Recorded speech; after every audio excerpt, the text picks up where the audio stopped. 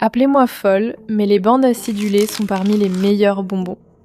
Elles sont vraiment acidulées, et la texture des bandes est tellement souple, douce et agréable à mâcher. Donc j'ai été super surprise en faisant défiler TikTok et en tombant sur cette publication juste ici. Ce n'est pas une vidéo TikTok typique, mais elle te montre comment faire tes propres bandes acidulées. Et j'étais choquée parce que t'es en train de me dire que ce ne sont que des couches de fruit roll-ups écrasées ensemble et roulées dans du sucre acidulé. Je n'y crois pas. Alors tu sais ce qu'on doit faire ? Déballe d'abord tous les frites roll-ups. Et apparemment, d'après ce post juste ici, je dois ouvrir 3 boîtes de frites roll-ups. Le problème, c'est qu'ils sont super collants, donc ça ne va pas vite. Maintenant, je commence à regretter d'avoir décidé de tester ça, parce que ça prend plus de temps que d'aller simplement acheter des bandes acidulées.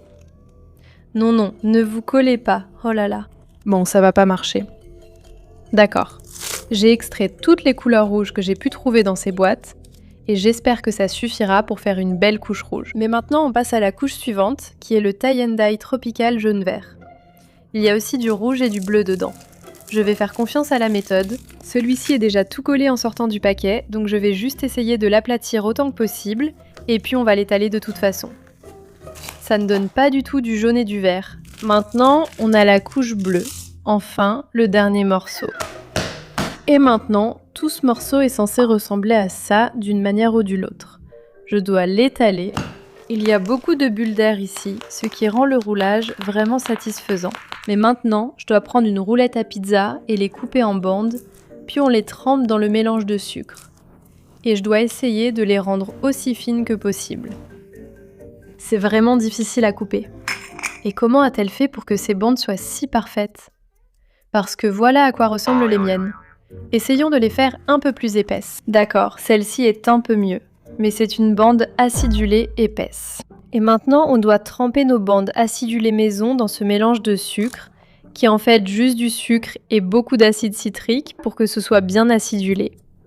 D'accord, c'est parti. Ça pourrait un peu ressembler à une sorte de fun dip aux bandes acidulées. Nouvelle idée de bonbon. Oh, d'accord. Une fois que tu les trempes, ça donne vraiment l'impression de bandes acidulées. Sauf que les bulles d'air qui sont restées laissent des petits morceaux effilochés. Attente contre réalité. Ce n'est pas parfait visuellement, mais je me demande si c'est aussi bon au goût. Mon Dieu, je l'ai fait tellement acidulé. Mais je dois presque dire que c'est encore meilleur que les bandes acidulées parce que ça se mâche mieux. Comme c'est plus épais, c'est clairement plus satisfaisant. Je ne savais pas où ça allait, mais j'aime bien le résultat. 10 sur 10.